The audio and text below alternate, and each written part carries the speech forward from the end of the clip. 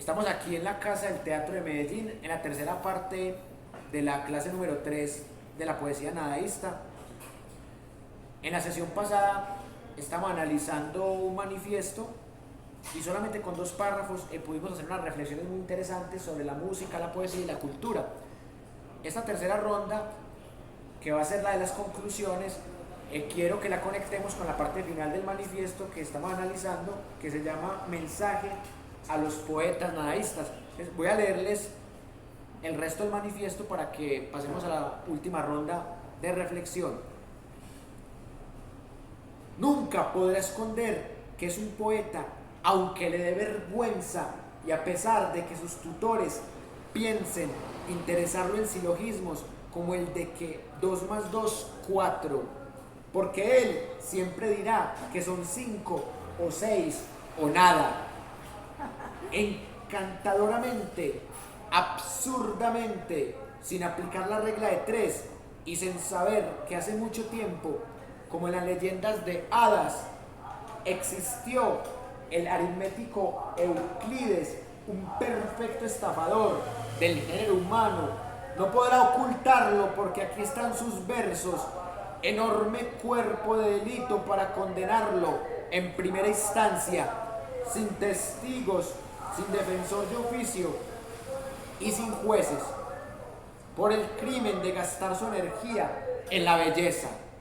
Execrable traición en esta época, la mejor del mundo, porque en ella vivo, en la que todo el mundo busca pan y paz para su panza y para su guerra, y no saben quién es el poeta, el que lleva la poesía en la frente, no como una estrella, sino como una cicatriz sospechosa de criminal nato. Si a ustedes no les parece bello su mensaje, pura su voz, inútil su poesía, completamente inútil como me parece, entonces pensaré que ya no queda nada bello sobre la tierra y bajo el Lunik de los bolcheviques. Pero si ustedes están de acuerdo conmigo, entonces los felicito. Eso me indica que son medio idiotas. Los poetas nadaístas, estoy seguro, perderán retórica, ortografía, muchos créditos sociales, algunos besos rojos y les será retirada su chequera del Banco Comercial Antioqueño sucursal del Parque de Berrío, porque ellos, por su destino ineludible, ya no pueden dejar de ser lo que son, poetas, ni podrán renunciar a la fatalidad de serlo. Están condenados. En verdad os digo, esto de la poesía no es nada serio, ni yo tampoco. Gonzalo Arango. A diferencia de los manifiestos que analizamos en las sesiones pasadas, acá lo firma solamente Gonzalo Arango. Y esto ya me parece de entrada muy interesante. Y por otro lado, también quiero destacar algo que podemos notar en todos los manifiestos, de cómo los nadaístas quieren cambiar ese concepto imperante de belleza, en donde se asocia lo bello con lo moral. Ellos quieren mostrar que en la inmundicia también está la belleza, como lo hicieran los poetas malditos de Francia como Baudelaire, Rimbaud y Verlaine. Y acá también quiero destacar un último asunto para pasar a escuchar sus puntos de vista sobre esta parte final del manifiesto. Esa alusión a los bolcheviques, que la veo más como algo anecdótico, pero no faltará el que lea esto y diga que los nadaístas eran comunistas que porque mencionan los bolcheviques, algo que históricamente se puede interpretar de muchas maneras. Y por último, también quiero que pensemos esa última premisa con la que se acaba el manifiesto. La poesía no es nada serio. Y esto es una especie de cachetada para aquellos que todavía tienen en un pedestal a la poesía, que dicen que no, que hay que hacer versos en decasílabos, que hay que hacer sonetos, que la rima tiene que ser perfecta. que si es verso libre también debe ser algo muy puro, que no se puede confundir la poesía con la reflexión, que cualquiera no es poeta. Pero acá están diciendo, particularmente está diciendo Gonzalo Arango, que la poesía no es algo serio. ¿Ustedes qué piensan de las tres cuestiones que se plantean en esta parte final del manifiesto a los poetas? ¿Qué piensan ustedes de esa alusión a los bolcheviques, de eso de que la poesía no es nada serio, y también de cómo está el tema de esa crítica desde la poesía a la lógica matemática, que también mencionan algo de Euclides? ¿Qué piensan ustedes de esas tres ideas y de otras que ustedes quieran rescatar de esa parte final del manifiesto? Estaba muy sí, al estado. Pero también Proto-reggaetón. la crítica que hablábamos la vez pasada pues a la academia, a la gramática. Ahí hay pues a mí se me viene una imagen muy particular, que es como cuando yo excito las masas. Muchachos, es que hay que rebelarnos, y vamos todos, y cuando llegan a la puerta dicen, hagan lo que quieran, yo voy para mi casa.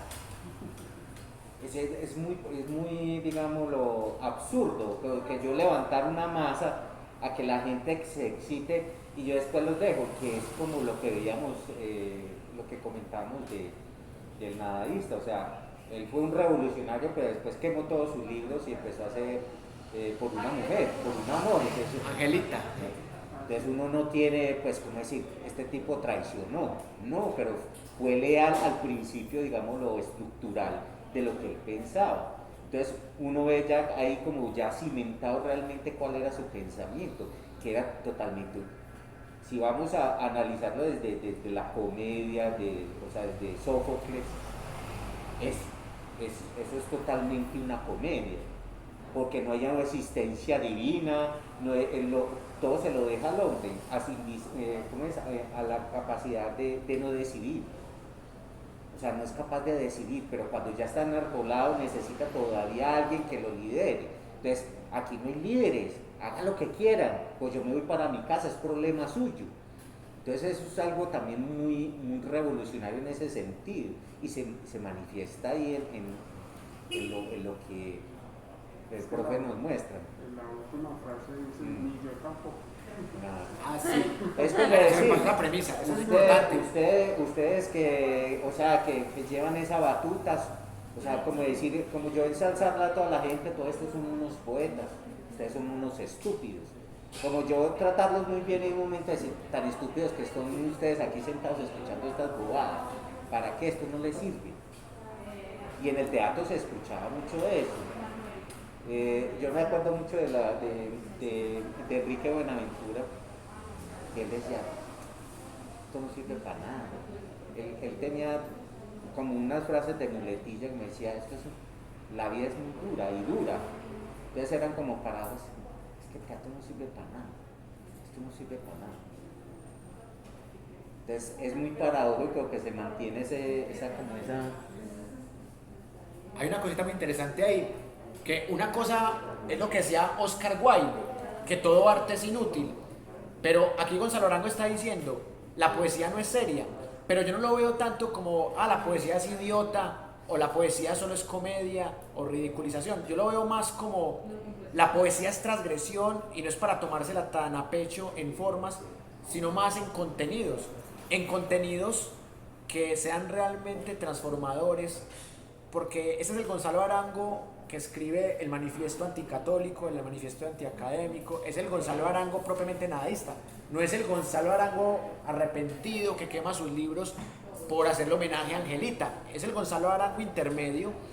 Entonces, Sí, porque eso no ha pasado. yo interpreto eso como que no es serio, en tanto que hay que quitarle lo que tú decías, Patricia, del academicismo, porque la poesía se ha vuelto un arte muy academicista, en donde mire, es que aquí la rima no está bien hecha, no, aquí tiene una sílaba más, o esto aquí no tiene cadencia, y se ha perdido un poco el sentido estético revolucionario de la poesía. Lo que ellos querían en Colombia, hacer una revolución que pusiera a temblar el poder politiquero, la iglesia católica, la moral conservadora y también la gramática y la academia. Entonces yo lo veo más así. Lo de Oscar Wilde sí lo veo más en el sentido que ustedes lo planteaban, de el arte es inútil porque no genera tantas utilidades como otras cosas, pero el arte sirve mucho, porque servir y ser útil no son sinónimos. Si usted compara el arte con la ingeniería, pues bueno, la ingeniería es más útil, pero para mí el arte sirve más que servir. El sentido económico.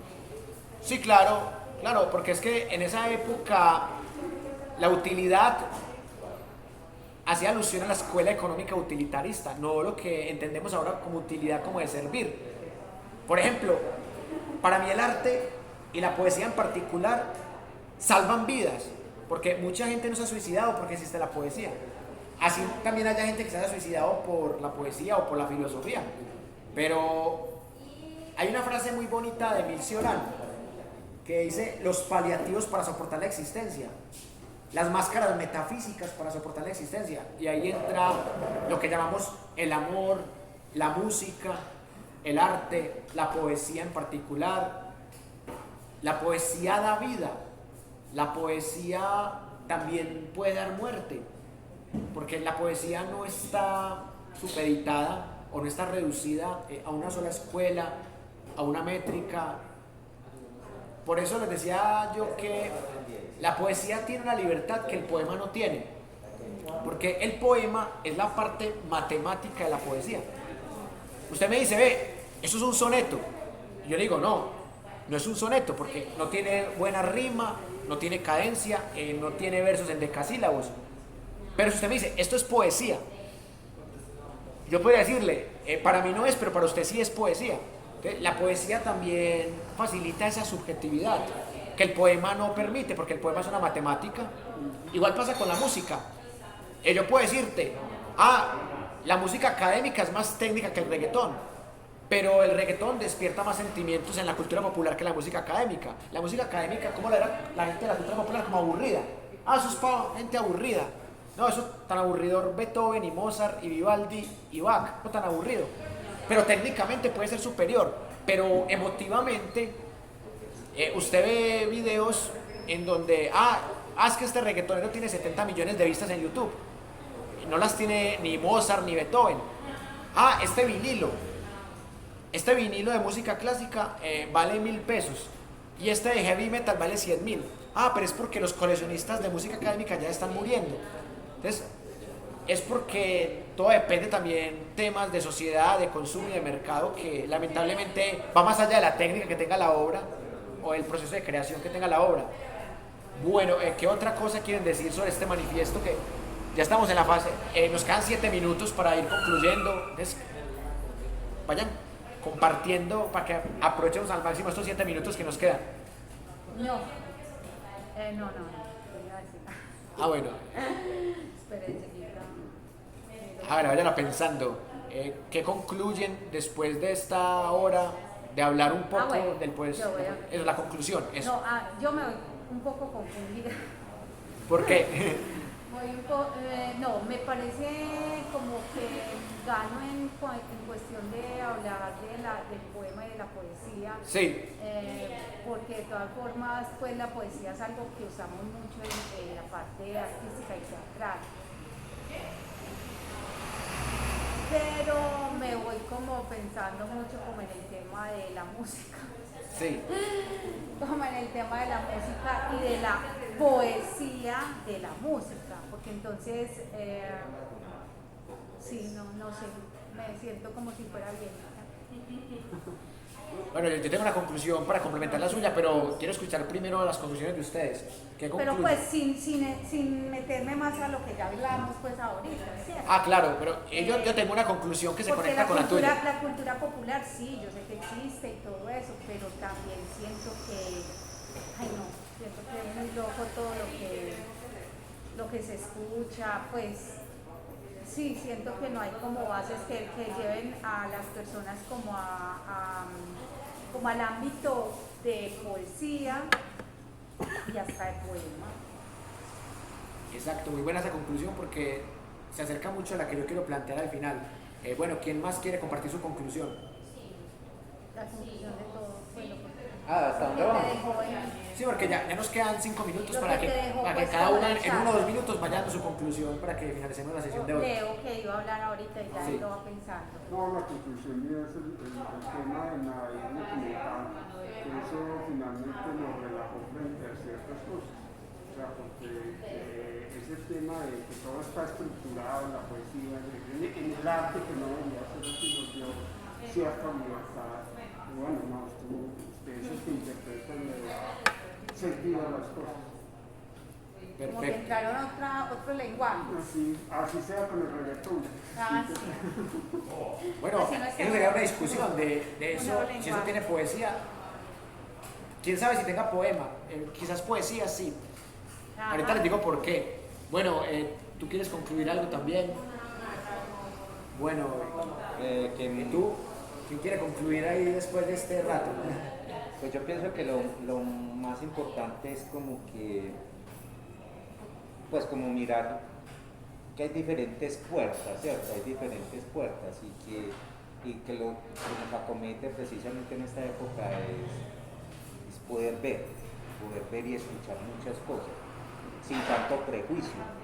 Y el prejuicio a veces nos inhibe de vivir ciertas cosas, de aprender muchas cosas, de poder saber en qué están nuestros jóvenes, de cómo están los niños que están recibiendo, poder vernos y sentirnos como viejos, pero también como jóvenes, de esa perspectiva que nos ofrece esta época tan rica, tan llena de todo, desde la guerra hasta lo más sucio, hasta lo que no podemos imaginar y que ya lo podemos ver en directo.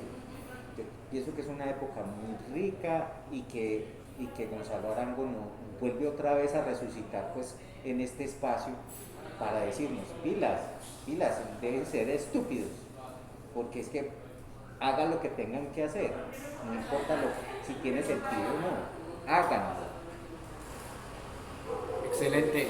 Mi conclusión es muy complementaria a la que dio Patricia, porque cuando yo leí a Roberto Juarros, que es uno de los que establece la diferencia entre poesía y poema, yo también quedé muy confundido y aún sigo confundido, pero es porque yo el poema lo veo como algo que se queda en la academia, y cuando hablo de poema pienso particularmente en el soneto, más que en el idilio o en la elegía, pienso en el soneto como la forma barroca de escritura más ortodoxa que hay. Y la poesía es una ventana que se abre y que permite mayores subjetividades. Algo análogo veo en la música. La música de academia tiene una técnica y por mucha experiencia que alguien que no tenga formación académica, le cuesta mucho aprender solo a tocar los instrumentos. Pero la música también tiene una parte subjetiva, lo que llaman varios teóricos la estética de la recepción. Entonces, si usted analiza el reggaetón o el metal desde la estética de la recepción, hay un análisis para hacer, pero desde la técnica sigue notándose mucho cuando una agrupación tiene academia. Y yo quiero terminar con una anécdota. Una vez, en una clase que yo estaba dando en la Universidad de Antioquia, llegó un man mechudo y me dijo que él tocaba thrash metal y reggaetón a la vez. Y él me decía, la mayoría de música metalera es mejor hecha que el reggaetón. O sea, pero no es que el metal o el rock and roll sean superiores al reggaetón, sino que en el metal y en el rock hay más academia. Pero si uno le quiere meter calidad técnica al reggaetón, como la tiene por ejemplo el power melodic metal, que es de los más técnicos, se la puede meter también. Entonces él me decía, es una falacia decir que el reggaetón es mal hecho y el metal es bien hecho, porque no hay que evaluar el género, sino el artista. Porque en el metal hay artistas muy técnicos, hay guitarristas que son muy tesos. Por ejemplo, como el guitarrista de Stratovarius, que son muy tesos. Pero también hay guitarristas que son muy básicos en el metal. Y en el reggaetón, bueno, yo no conozco el reggaetón, pero aquí tenemos una persona que conoce. En el reggaetón también hay música más elaborada que otra. Entonces él me decía, hay que acabar con ese estigma de que esta música es bien hecha. Esas peleas en YouTube de reggaetoneros y metaleros, hay que acabar con eso. Porque es que todo es, como dicen ustedes los abogados, ad hoc. O sea, cada caso su particularidad. Entonces, les agradezco mucho por haber compartido este rato, esta hora. Me voy muy feliz. Vamos a seguir discutiendo el concepto de poesía en el nadaísmo, el concepto de música, el concepto de contracultura, el concepto de underground y sobre todo el concepto de utilidad y de servicio de la poesía para la vida. Mi nombre es Wilmer Zuleta, para quien no me conoce. Todos los jueves aquí a las 6 nos seguimos viendo para que sigan viviendo a las 6. Muchas gracias, Patricia, por este espacio, por brindarnos la posibilidad y en general la Casa del Teatro de Medellín. Y nos vemos en la próxima. Muestra el público, muestra. El público, creo que ahí medio se ve el público. Estamos dando los cuadros. Bueno, voy a hacerlo más despacito, pues. Aquí estamos. Tengo que subir. Aquí la estamos esperando. Aquí Bueno, si los hubieran quitado el estamos tapabocas, esperando. si hubieran quitado el tapabocas 10 segundos, porque no hacen tapabocas 10 segundos, no se van a infectar. ¿Sí? Bueno, muchas gracias, familia nómada, y hasta pronto.